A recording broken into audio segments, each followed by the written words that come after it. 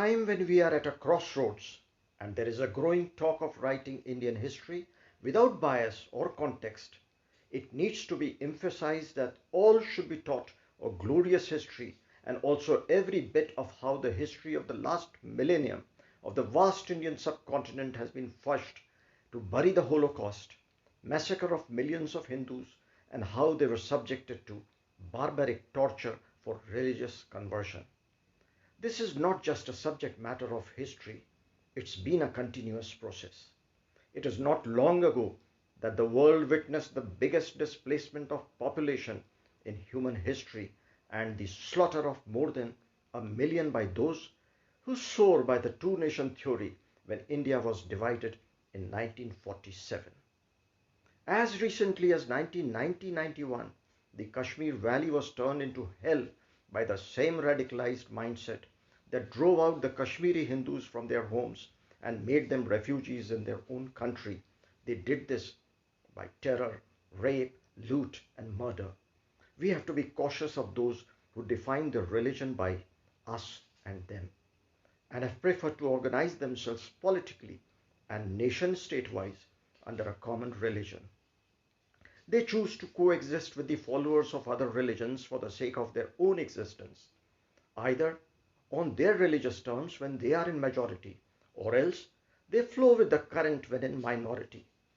Even today, the Muslims keep migrating and pushing into non-Muslim areas and slowly but surely change its demographics, and then they start a clash with existing cultures in order to convert them.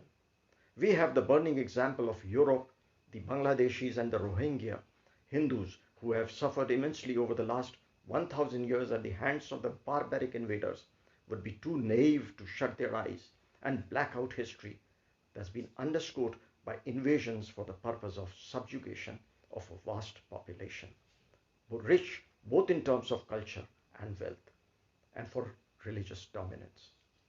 Can one afford to overlook the fact that jihad, being integral to Islam, led to every invader piling up mounds of Hindu skulls and the destruction of learning centers like Takshashila and Nalanda?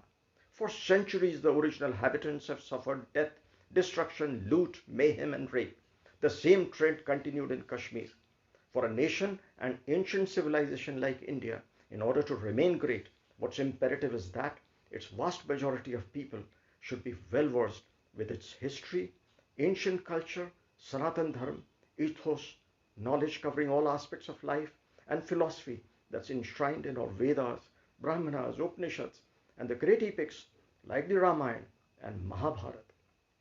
Muhammad Ali Jinnah, after building himself as a liberal leader during the freedom struggle, took the rabidly rigid stand that because of their religion, Muslims formed a separate nation, and he was the kingpin behind India's partition and the creation of the Islamic Republic of Pakistan. Globally, it is known as a terrorist state that has patronized the jihadi terrorists who are responsible for perpetuating violence in Kashmir. When Jinnah was going full steam ahead with his two-nation theory, knowing that pan-Islamism of the pre-British India was a thing of the past, there was Bahadur Yar Jang, the Nizam of Hyderabad, who in his capacity as the president of the Majlis-e-Ittihadul Muslimin was treated by the Muslims as their true benefactor. A few years before India's partition, he ensured that a short statement of the faith, that is Kalima, be recited at all the meetings of the Ittihad to assert Islamic dominance. At the time of independence, besides Junagadh and Jodhpur, we also have the case of Nawab Hamidullah Khan of Bhopal, who was an active member of the All India Muslim League and a close ally of Jinnah. When India was being divided in 1947, he advocated the cause of Muslim autonomy within India and wanted to retain Bhopal as a separate independent state. After a mass agitation for merger and due to Sardar Patel's iron-fisted handling of the situation, Hamidullah Khan was left with no option but to sign the merger agreement. In the post-independence scenario, the Congress party chose to blatantly play the communal card by appeasing the Muslims and treating them as a vote bank, assuming it would perpetually keep the party riveted to power. Shah Banu is a case in point. that exposed Rajiv Gandhi and his communal politics.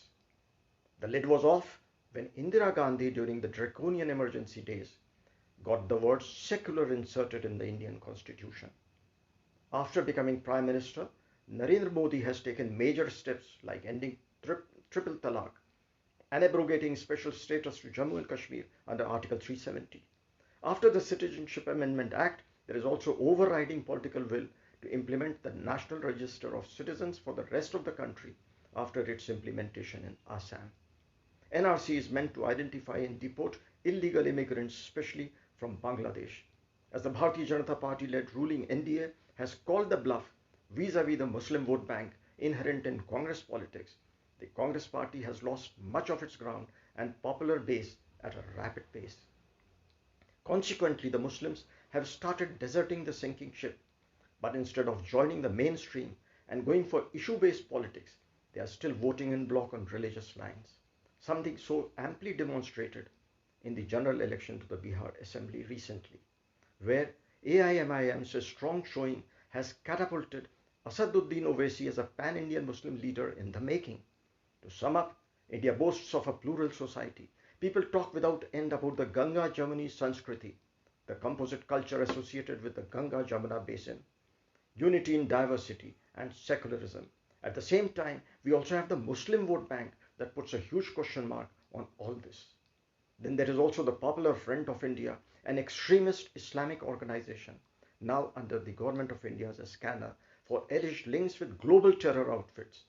In its backdrop is the banned Students' Islamic Movement of India. Its stated goal was liberation of India and its conversion to an Islamic land. There are pockets of densely populated land, or call them ghettoized habitations of Muslims, that are multiplying in geometric proportion in different parts of India. We have a huge floating population, mostly comprising of illegal Bangladeshi settlers who have succeeded in merging with local residents, possessing all essential citizenship papers in different parts of the country, and have gelled with crowd even in major urban centers like New Delhi and Bengaluru on a rampant scale. In Delhi, where the citizens had to suffer a lot due to the anti-CAA Shaheen Bagh agitation and the bloody riot that followed, the Aam Aadmi Party, which is in power, more as it could succeed in hijacking the Muslim vote bank from the Congress.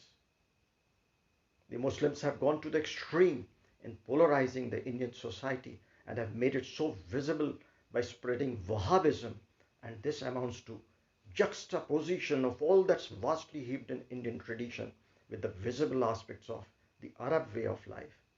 This amounts to flooding or sweeping aside the glorious Indian culture with all that's alien. The majority population in India is of the strong view that it is high time we should do something concrete to go back to the roots. There is a growing public opinion that the constitution should be fine-tuned and rationalized to address the hopes and aspirations of the vast majority. Why not declare India as a Hindu Rashtra?